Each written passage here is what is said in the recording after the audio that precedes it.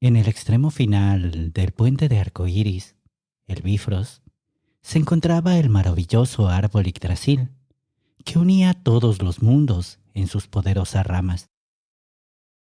Algunas de las raíces estaban firmemente fijadas en Midgard e incluso se extendían bajo tierra hasta el hogar de los elfos negros.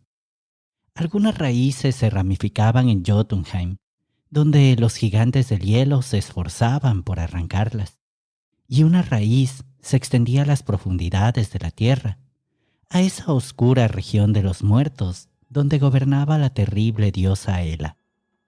El árbol de la vida también creció hasta una altura maravillosa, y sus ramas se extendieron tan ampliamente que muchos pájaros y bestias se acercaron a él para refugiarse. Las ramas más altas llegaban hasta Asgard, donde ensombrecían la sala de Odín. Al pie del árbol Yggdrasil se sentaban las tres Nornas o destinos. Sus nombres eran Urd, Verdande y Skuld, seres que tejen el hilo de la vida de cada criatura que existe en el universo. Todos los días las Nornas rociaban el árbol con agua de la fuente sagrada de Urdar. Así el árbol siempre florecía y sus hojas se mantenían frescas y verdes, a pesar de que Nidhogg, un gigantesco dragón que roía para siempre sus raíces, esperaba destruirlo. El pesado follaje que coronaba sus ramas superiores nunca carecía de humedad, sino que se volvía más hermoso cada año. Aunque Heimdrún, la cabra de Odín, hurgaba en sus hojas y además proporcionaba alimento a 4 grandes ciervos que pastaban a su lado. De los cuernos de estos ciervos caía continuamente un rocío en tal abundancia que suministraba agua a todos los ríos de la tierra. La rama más alta del árbol de la vida se llamaba la rama de la paz, y en ella estaba sentada una gran águila que vigilaba todo lo que sucedía en los mundos abajo del árbol. Recorriendo el árbol, de arriba hacia abajo y de abajo hacia arriba, correteaba la ardilla Ratatox, un pequeño y travieso ser que se deleitaba en crear problemas entre el águila y el dragón al pie del árbol, repitiendo los malvados discursos que, según él, cada uno decía del otro. De esta manera, esperaba provocar una batalla terrible entre estos dos seres. Ratatox era lo suficientemente atrevido como para explorar toda la tierra que estaba ensombrecida por las ramas del Yggdrasil, pero nunca se aventuró cerca de las puertas de Asgard, ni se arriesgó a entrar en la profunda arboleda que albergaba el pozo de Mimir, ese maravilloso pozo cuyas aguas fluían hasta las raíces del árbol de la vida. La rama de la paz colgaba sobre la sala de los dioses, justo encima del trono dorado donde Odín se sentaba gobernando los asuntos de los dioses y de los hombres. La cabeza de Odín tenía un brillante casco en forma de águila, y sobre sus hombros tenía un manto de color azul profundo, tan maravillosamente enjollado que parecía como si el manto estuviera lleno de estrellas. En su mano tenía su lanza, Gungnir, que se consideraba tan sagrada que si alguien hacía un juramento sobre ella, ésta nunca se podría romper. A los pies de Odín se encontraban 2 grandes lobos, Geri y Freki, a los que alimentaba diariamente con su propia mano, y sobre sus hombros se posaban sus 2 cuervos, Hugin, pensamiento, y Munin, memoria, que volaban cada mañana sobre la tierra y traían a Odín la noticia de todo lo que ocurría en los 9 mundos. A veces le contaban las valientes hazañas de los héroes, a veces hablaban de los elfos negros o de los gigantes de hielo que tramaban venganza en su hogar más allá de los mares congelados. Y a veces le advertían que la serpiente de Midgard, que yacía con su inmenso cuerpo rodeando la tierra, estaba azotando el mar con su cola y levantando olas que amenazaban con cubrir los terrenos costeros. Como el dominio del mundo estaba en manos de Odín, este estaba ansioso por obtener la suficiente sabiduría para esta gran tarea. Y aunque los dioses superaban con creces a los humanos en conocimiento, había algunos gigantes de hielo que eran más sabios que Odín, ya que conocían las cosas que ocurrieron en el mundo mucho antes de la llegada de los dioses. Por esta razón, los habitantes de Asgard siempre temían que sus enemigos destruyeran su brillante ciudad. Y Odín anhelaba el conocimiento que lo haría más grande que nadie en todos los mundos.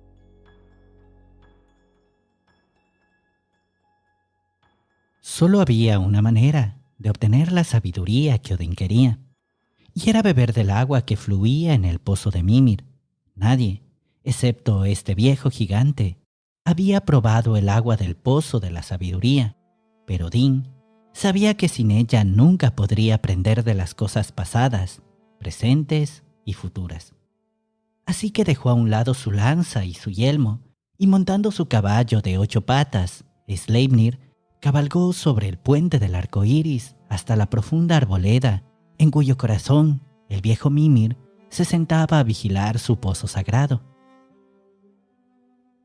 Dejando a Sleipnir a cierta distancia atrás, Odín avanzó solo, y pronto llegó a ver al gigante, sentado como una imagen de piedra al lado del pozo de la sabiduría.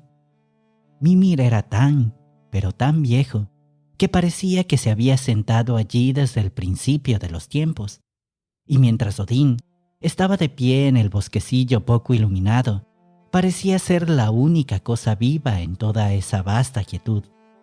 El pelo del gigante era blanco, y su barba había crecido tanto que casi llegaba al suelo cuando se inclinaba hacia adelante. En la otra mano tenía un cuerno de marfil, pero aunque muchos habían pasado por el pozo sagrado, ningún dios o mortal había bebido jamás del cuerno de Mimir. Odín avanzó lentamente hacia el gigante, y el anciano, que se había sentado durante siglos y siglos mirando hacia las claras profundidades del agua, levantó ahora los ojos y los fijó, no sin gracia, en el dios que le esperaba. Grande y sabio como era Odín, siendo gobernante de los dioses y los hombres, sintió un extraño asombro ante la presencia del gigantesco Mimir, que vivió mucho antes de la creación de los mundos y vivió antes de que los dioses y los gigantes de hielo emprendieran su terrible guerra. Mientras Odín se acercaba al pozo sagrado, Mimir era plenamente consciente de quién era su visitante, ya que conocía todas las cosas que habían sido, o son, o estaban aún por ser. Sus ojos, tan agudos y penetrantes, miraban amablemente al dios desde sus peludas cejas, y su voz sonaba suave a los oídos de Odín mientras decía lentamente: ¿qué es lo que busca el Padre Todopoderoso tan lejos del soleado Asgard? He venido a pedir un trago de tu pozo, oh Mimir, respondió Odín. La cara del viejo gigante se volvió seria. Quien quiera que pida eso, dijo, debe estar dispuesto a dar mucho a cambio. Muchos desean beber de las aguas de la sabiduría, pero pocos pagarán el precio. ¿Qué darás a cambio de un trago del pozo de Mimir?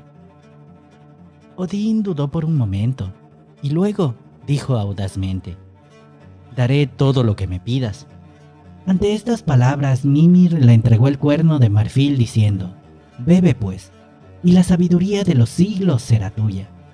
Pero antes de que te vayas, deja conmigo como prenda uno de tus ojos. Odín no pensó mucho, e inmediatamente se sacó uno de sus ojos y lo lanzó al pozo de la sabiduría, y posteriormente bebió profundamente del pozo, y después de eso, nadie en todos los mundos pudo compararse en sabiduría con el padre de los dioses. Ninguno de los habitantes de Asgard cuestionó nunca a Odín en relación con su visita al pozo de Mimir, pero le honraron más profundamente por el gran sacrificio que había hecho, y desde entonces, siempre que Odín visitaba la tierra para mezclarse en los asuntos de los hombres, la gente le conocía como el dios tuerto, el dios de un solo ojo. Sin embargo, había otra persona además del viejo Mimir que tenía fama de tener más sabiduría que los dioses, y era el gigante de hielo Vafthrûdner. Ahora Odín estaba muy ansioso por medir su conocimiento con el de su antiguo enemigo, porque si los gigantes de hielo no eran más sabios que el más sabio de los dioses, habría menos necesidad de temerlos. Para poner su sabiduría a prueba, Odín emprendió el largo viaje a Jotunheim y pronto encontró a Vafthrûdner sentado en la puerta de su casa de nieve. Cuando el gigante vio a un visitante acercarse, dejó de sacudir los carámbanos de su barba congelada y miró fijamente al intruso.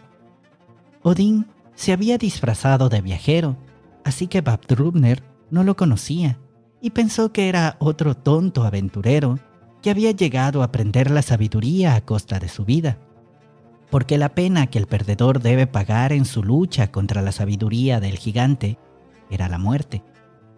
Así que Vafthrûdner se rió hasta que las montañas temblaron, cuando Odín declaró que este era el objeto de su viaje a Jotunheim, porque el gigante se divertía enormemente al pensar que un simple hombre había venido a luchar con él en cuanto a sabiduría. Le pidió al extraño que se sentara, y Odín obedeció, poniéndose su sombrero encorvado sobre el ojo para que el gigante no adivinara quién era su visitante. «Dime», dijo Vafthrûdner, «el nombre del río que divide Asgard de Jotunheim».